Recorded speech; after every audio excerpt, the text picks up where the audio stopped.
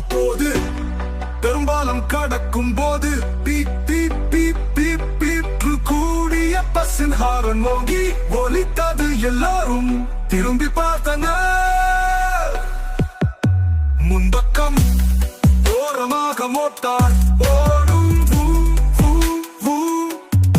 அதனால் பஸ் நகரத்தை அள்ளிச் சென்றது.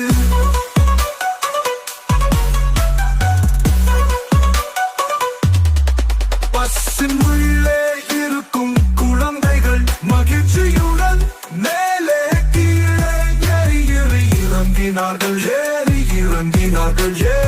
இறங்கினார்கள்.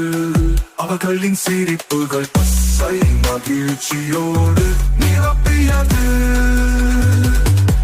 இவ்வாறு பெரிய